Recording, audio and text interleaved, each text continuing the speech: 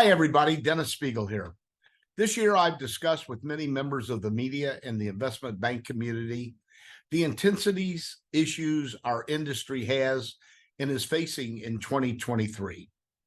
These intensities include ongoing general economic concerns, industry price increases, proper CapEx planning and spending, the continuing ever-changing labor shortage and high wages, and maintaining increased per capita spending, and currently one of the biggest problems we've ever faced, managing extreme weather impacts. Now, as we work through the 2023 season, I've often referred to it as an anomaly season, meaning something that deviates from what is standard or normal or expected. Now, without question, anomalies continue to impact our industry. And quite frankly, at this point, I don't see any signs of some of the regularities happening that we've enjoyed over the last 6 decades. The question we all must ask ourselves is, how do we anticipate and stay ahead of the curve in such a manner that allows us to continue to grow our attendance in this mature industry that served us now for 68 years. In our business, there's no bottom of the line revenue improvement unless we experience top of the line growth. And by this, I mean continuing to spin the turnstiles and increasing attendance year by year, building foot traffic, if you will. The markets in which the major U.S. theme parks serve reached saturation in the early mid-80s. As we know, there's a major theme park within a 2.5-hour drive of every major metropolitan city in the United States. For 50 plus years, existing theme parks have continued to annually manage their market penetration to ensure continuing attendance growth. This single factor is one of the most important aspects of managing and marketing a theme park's annual business. In the theme park industry over the last 20 years, we have seen annual attendance growth increase by approximately 1.5% to 2% a year, depending. Some parks doing better based on new capital product, and others remaining flat based on flat capital expenditure. During the 70s and 80s, industry-wide, we saw attendance growth increase on an annual basis approximately anywhere between 5 and 10% per year. Those were the great growth years. Again, this was based primarily on individual capital expansion and what new parks were putting in. With the exception of a few introductions like Dollywood in the early 80s, Harry Potter and Universal Studios Florida, and the Star Wars expansion at Disney, those annual growth percentages overall at parks and in the industry infrequently occur, ever. We continue to invest millions and billions of dollars into our industry. Disney has just announced that they plan to spend $17 billion over the next 10 years on their U.S. properties.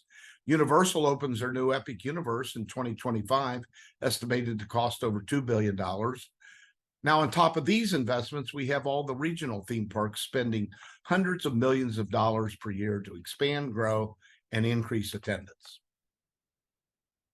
Now, with this being understood, how do we ensure that these huge investments yield the return on investment anticipated by the operators?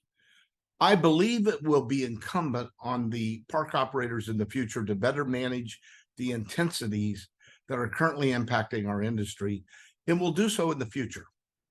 Also, make no mistake, high wages, the labor shortage, and the change in weather patterns are here to stay. These aren't going away in the next couple of years. And they necessitate that our industry conceive and develop new approaches to product design and operation that adjust to these intensities. Indoor versus outdoor, air conditioning versus non-air conditioning, and technological advancements. Those factors and others will help shape our industry entertainment factors and how we present them in the future. Like it or not, all types of extraordinary impacts are in our industry and must be monitored and examined in order to better serve our guests' needs in the future. And pricing is certainly a major factor. Our industry needs to do a better job in employing dynamic pricing, both at the admissions and internally on product spend. He who properly manages dynamic pricing in the future will be a winner in improving revenues and operating margins for their park operations. We've always been a market up, market down industry. We've slowly moved towards presenting our guests pricing alternatives the last few years. Properly instituted and managed, dynamic pricing will help counter some of the impact of these extraordinary external factors, non-controllable factors, which have been impacting our numbers for the last decade and things we have no control over. The pay one price system has been in existence for 62 years. It served us well, but it's time for a change. The proper adoption and implementation of dynamic pricing can potentially yield one of the most important economic improvements our industry has known. I implore the industry to carefully and deeply research how dynamic pricing can improve your attendance, spending, per caps, and operating margin performance. Now, 2023 is an anomaly season. There's no question about that. There's no reason to think at this point that 2024 will yield any difference from what we're currently experiencing. The previous issues outlined above are current elements impacting us. We need to start picking them off as rapidly as we possibly can in order to stabilize our growth and our businesses. As we travel into Q3 in our 2023 season, I wish everyone a great remainder of the 2023 season.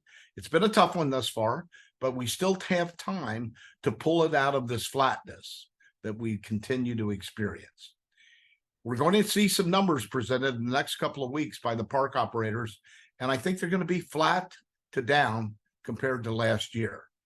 But we still have Halloween and festival periods ahead of us, and we need to take advantage of that and yield the most we can from them. Here's to a great finish in 2023, hoping everybody has a good season.